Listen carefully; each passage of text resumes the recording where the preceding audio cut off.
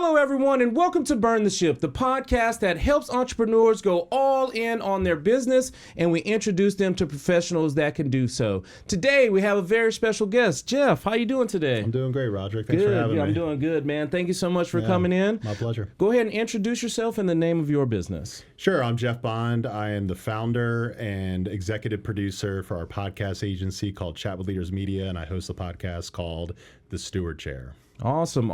And we understand that time is one of our most valuable resources. So go ahead and tell us a little bit about your journey. Sure. So I've been in business life and sales for over 20 years. Started my career back in 2004. And I've traditionally been in professional services like you. And I've traditionally been in sales like you. And when 2020 hit, I was working for a small software development company as a director, head of sales, project management, everything. For a small business, you do a lot of things, yes, right? Absolutely. A lot of hats. I decided when COVID hit that I was going to start a leadership podcast because I was always a learner and I was always passionate about leadership. So whether that was listening to podcasts or reading leadership books, I was consuming and developing, so much so that I love the medium of podcasts. And I started my own with an old sales mentor and another entrepreneurial friend when COVID hit. And it was really to focus on servant leaders that were displaying what it looked like to be one during this time of collective trauma. And through that, about a year later, I realized that I was finding customers and I was feeling more socially connected than ever while we were supposed to be socially distant because I was creating space for storytelling and connection, and it was creating B2B outcomes. And I said, well, there's a business model to this. I could help other businesses reverse engineer growth with their client base and their customers and their employees through the power of connection and podcasting. And I had built a system on the back end to help them facilitate all the heavy lifting. And so the agency was born in 2021, and we've steadily grown for the last 4 years. Awesome. I look so forward to hear more about that, but I want to take a few steps back. Now, when we were in, our pre-production, you were telling me a little bit about your sports. So you said you played baseball? Always an athlete, played basketball, baseball, football. And it was always a big part of my life, leadership, being a captain, bringing a team together towards a common mission. And so being part of a team has always been at the ethos of my career. Yeah, I can see how that helps now when you're trying to help bring people together because I played on sports teams as well. And it's trying to bring together the collective because you have a bunch of great individual athletes and you got to try to make it mesh. So I can see how that has helped when you're coming now. Now, you said that you were part of software development when you were in school. Did you were in the technology building or what? Yeah, I got into the tech business. I started out in specialty products and advertising, like cups and mugs and things like that. And then after 3 years of that work, I moved into direct mail marketing for several years working with health clubs. I did that for, I think, 6+ years. Was always in sales and account management and had a lot of success in that field.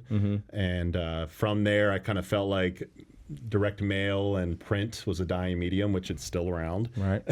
It is. But I decided I wanted to go into tech startups and try my hand at that, and started working in that space, which is very volatile. It's hard to last 2-3 years in any of those companies as you start to see the decline. I think over 90% of startups end up failing, but it's fun. It's energizing. Right. And really enjoyed that journey and got into a more stable situation with staffing services in the technology field. So providing software solutions and also the talent that could build software. Okay. Yeah, that's interesting. Now, I did have a gentleman on and he talked about how it is more of a growing need for the talent, and he was talking about how, he was trying to help facilitate those things for others. That's now, was that your stop right before you started the podcast? I had actually left to work for a national staffing services firm for 3 years. And in 2019, very aspirationally growing into my leadership as a middle manager, wanted to grow more, but also have 3 kids at home. So married with 3 kids. And kind of came to an inflection point in my career. I heard on Andy Stanley's leadership podcast that the only unique leadership role that you truly have, and you can relate to this as a father, is being a present biological parent to your kids. Right. If you're falling short of that expectation, you're not leading.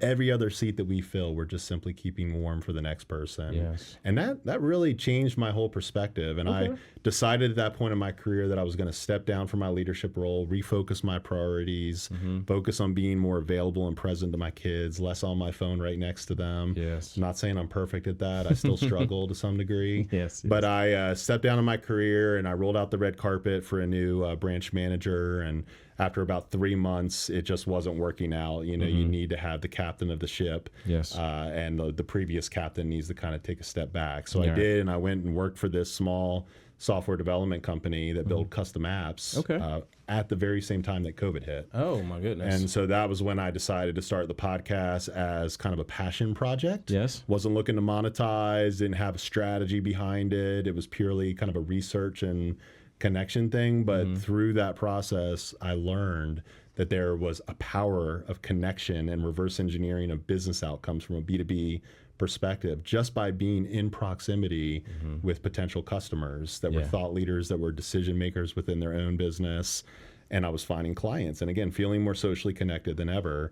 And that's when I decided that I needed to finally become an entrepreneur in the middle of my life and start this agency. Yeah, it makes a lot of sense. You know, for yourself, you've provided the environment in which, you know, start to help you get ready to make the decision to go out on your own. Was there a specific event where you said, you know what, I'm just going to go ahead and burn the ship and go all in on my business? Was it a specific event that happened? I love the concept of burn the ship, right? Because that comes back from what the Aztecs and realizing that if the soldiers felt like there was a reason to go back to home, that they would always choose that option to retreat. Like we always want to go back to this perceived better time. But to move forward and burn the ship, I realized I always had an entrepreneurial itch, and I knew that I was onto something. And I talked to another podcasting friend. I love having friendships with other podcasters because he turned me onto a book called Content-Based Networking by James Carberry. And he started an agency in Orlando called Sweetfish Media, which is a terrific B2B podcast agency that helps mainly software companies, but other industries reverse engineer growth through the power of a podcast first approach. And so I read that book. I actually had James on my podcast at the time. It was called Chat with Leaders. That's awesome. And just really saw him as a thought leader, a mentor, and someone who I aspired to be more like in my business. And decided, because of the focus of my content being more on purpose-led companies, companies that were using ethical forms of business practicing, like B Corps, being a certified B Corp, or being a conscious capitalism company, that was a difference maker, and that was kind of the niche that I wanted to focus on, in helping those companies win in the marketplace through the power of podcasting. Yes. And I had taken all the things that I had learned, the systems, the documentation, the tools, the process, the guest experience, everything that I learned from my own show. I said, I want to unlock that and give that to other companies so that they can win, particularly those that are values driven. So very selective with our clients and who we choose to work with, understanding that they view business as a force for good, the intersection of purpose and profit, because we do have to help companies profit to benefit their stakeholders and their communities. And that became my mission. And through that, I've kind of expanded the business into other areas like events. So whether that's industry events or company-wide events like all hands meetings, town halls. I've gotten into all those spaces. I've established channel partners with other service providers and entrepreneurs. I have an entity called People First Elevation Team that really focuses on people first and people experiences within work, and also creating those remarkable all hands experiences. Awesome. So you've given us a pretty good picture of what it is that you're doing and who you are looking to connect with. But I always like to draw the best possible picture. So do you mind sharing with us one of your engagements with a company that you had come on and you showed them how to actually monetize and grow their engagement with their employees through your services? Tell us a little bit about an engagement. So I focus on two areas. One is external with customers, one is with employees. I'm glad you asked about employees, actually, because I think that is the most important stakeholder group. A lot of people say it's customers first, but without engaged, motivated employees that believe in your mission, that carry that out in their interactions with your customers, you don't have a business. Yeah. So we're relying on that. So I was doing a podcast with one of my clients. They were called Cool Leaf at the time, and they've been acquired with a bigger employee experience company and professional services firm. They had a chief people officer for an HR tech company, a global HR tech company, come on the show. And at the end, he said, wow, this was such a great experience. I can see the production quality and care that goes into this. Are you good at Zoom? And at the time, I'm like, okay, this is in the middle of COVID. I was like, I've used Zoom a million times. I hope I know how to use it. Right. And I had no idea what he was asking, but he introduced me to their director of people experience, which was remarkable in itself that they had a senior leader with that title. And she said, we've been doing these all hands meetings monthly to increase the frequency and the transparency that we have between our executive team and our employees, and we want that to be emblematic of our values, which are very people first, very centric on DEI and being inclusive and bringing all these cultures within the organization as a strategic driver. But it's such an exhaust to my time, like wrangling the content, wrangling all of the speakers, and elevating the experience and the production quality while we're at it.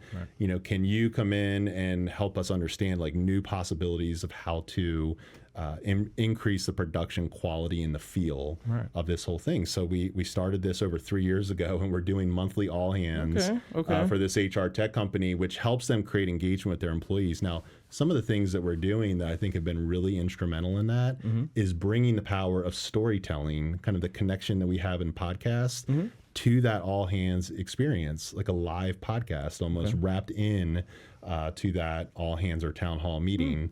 And so we bring in an interviewer from within the company. We call them a guide. And then we bring in a storyteller, and it's typically aligned with a heritage month. So whether it's like AAPI month, or it's Black History Month in February, or if it's Hispanic Heritage Month or something like that, we bring in people from all those different cultures from within the company to share their lived experience. And it usually ties back to a core value within the company that helps kind of motivate and inspire the organization to continue to keep an eye on their North Star. And it's beautiful the way in which it creates connection. The power of storytelling is real in terms of employee engagement, giving people opportunities for visibility. I believe that everyone wants to be seen, heard, and recognized. We've been given tremendous agency by being created in this world. And when we feel invisible in the workplace, when we feel invisible within our communities, that's very isolating. And a lot of people are feeling that way today in the remote work world. So you have to be extra intentional about how you continue to motivate and inspire your company to keep sight of the mission, the financial results that you're looking to achieve, the outcomes, the OKRs, everything like that. But you have to bring in connection to your employees, connection to your customers. You have to give them agency, shine the spotlight outward, and it creates a lot more engagement and tangible business outcomes while you're at it. Yeah, that makes a lot of sense because, yes, the employees inside of the business is truly what makes it run. Do you need customers and clients? Of course. You need to be able to provide those things to get revenue in. But if you don't have a grasp on your employees, even if you get the clients in, they may not treat them well. They may feel bad, so they may not give the service that is desired, and then therefore you'll lose them.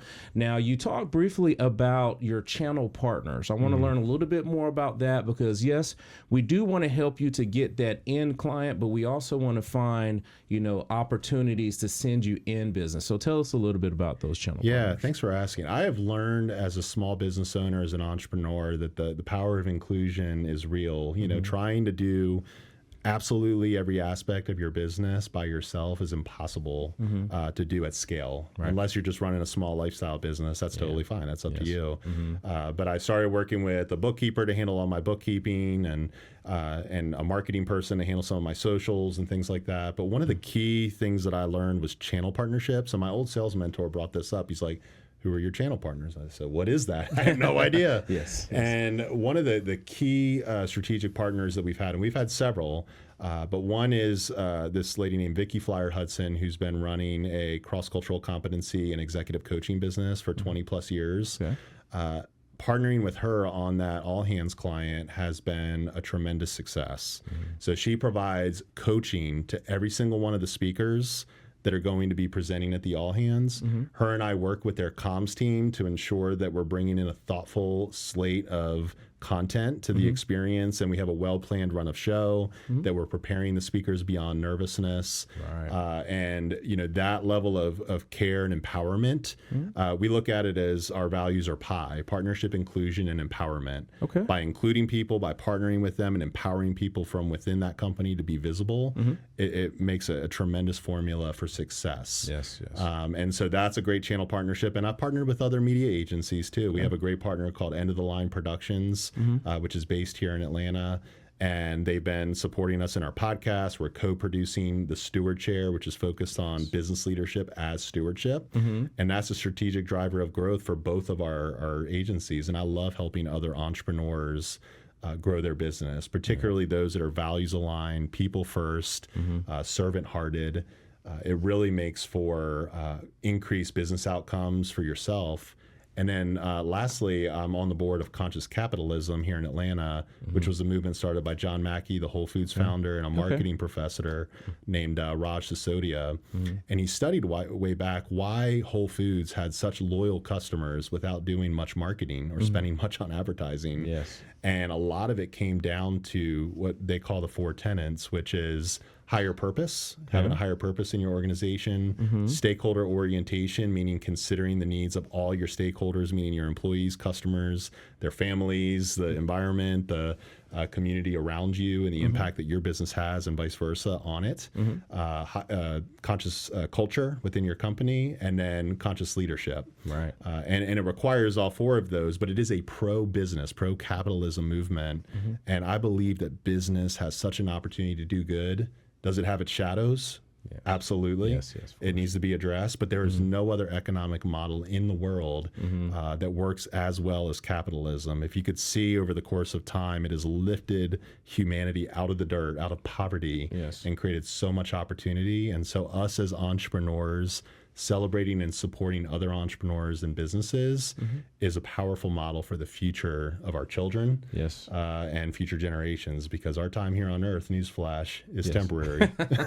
It's faster than what you could even imagine, because it's been around for millions and millions, if not billions of years. And it's a situation where we don't have a small blip. So it's awesome that you are doing those things, not only trying to build capitalism, but doing it with a conscience. It's important because, like you said, it could be where we're just dumping waste into the river and not even worried about it, or we are working our workers to the bone, and not even caring if they make enough to take care of their family. But it seems like with this movement that you're on now, you're trying to make sure that you're working with business owners that do have that in mind. That's right. And just focusing more on the positive. So, and you shared with me just a moment ago before the show how much this business at the MP Group has meant to you, because it's family oriented. You're raising a family. You have kids. They can come into the office when it's necessary, especially during these crazy summer months where we're trying to keep them occupied. That builds loyalty and retention. And guess what? Employees have so many options in the world today. They can go work anywhere. If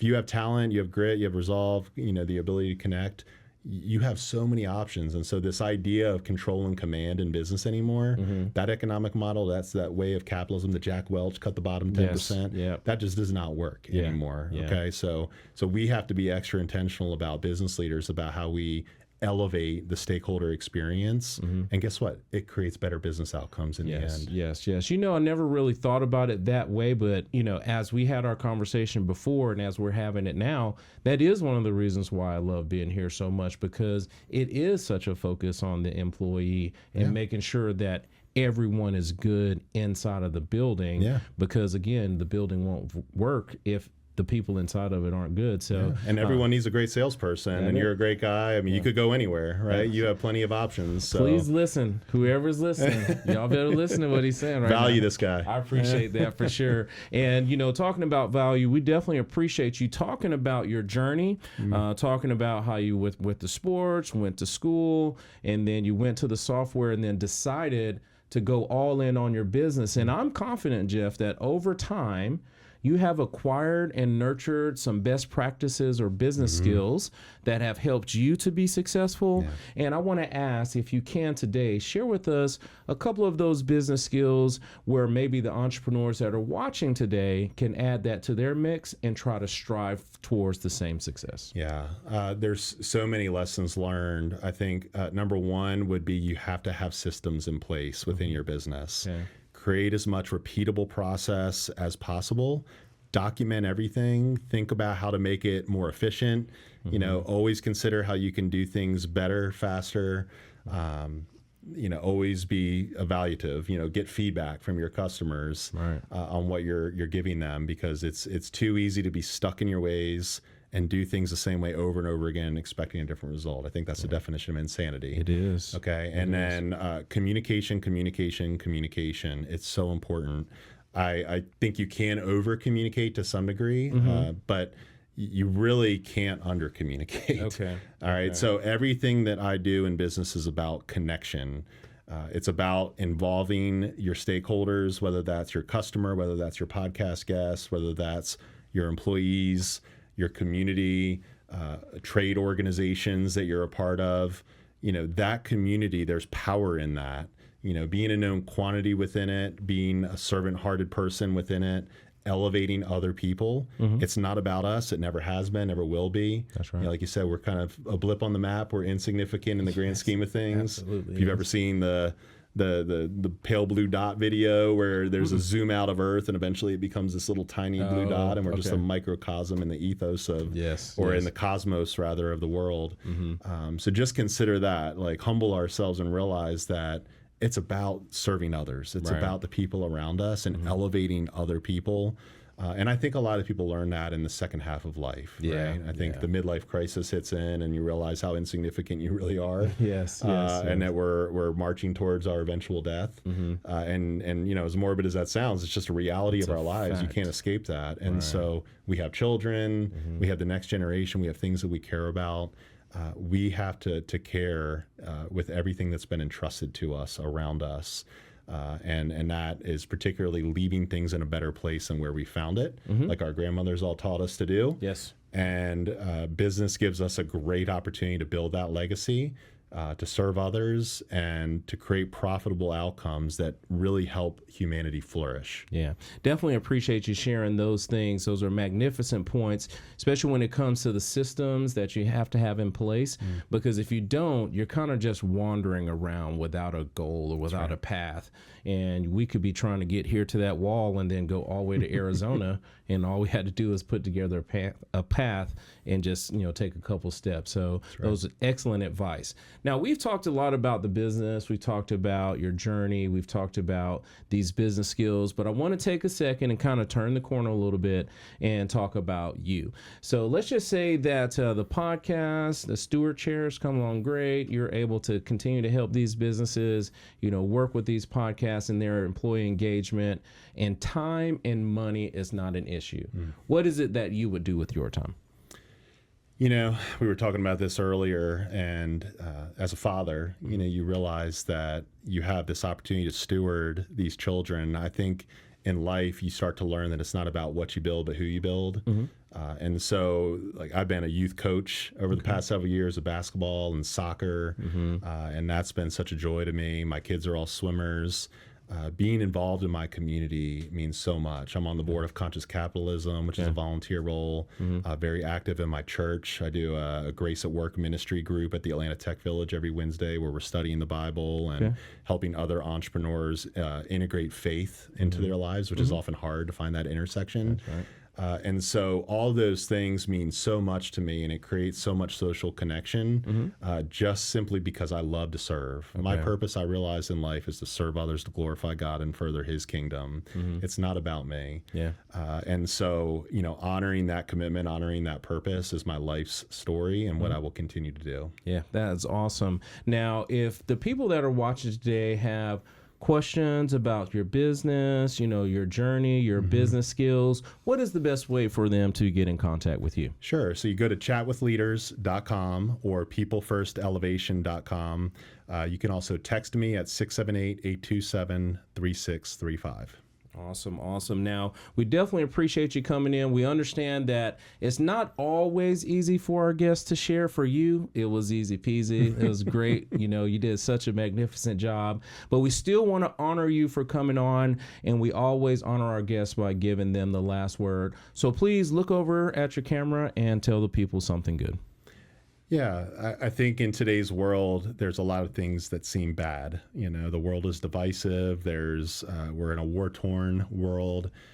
There's a lot of negative news in the cycle. Just remember that we have an opportunity to connect with the people right around us that we go to work with every day, that we serve as clients, and be of the community, not just in the community, but be in service of the community. Every opportunity that we have to do that will restore humanity, will restore our soul, and it'll give us hope for our future. And there is a lot of hope to be had. All right. Well, thank you so much for coming on the show today. And to everyone that is watching, be kind and thanks.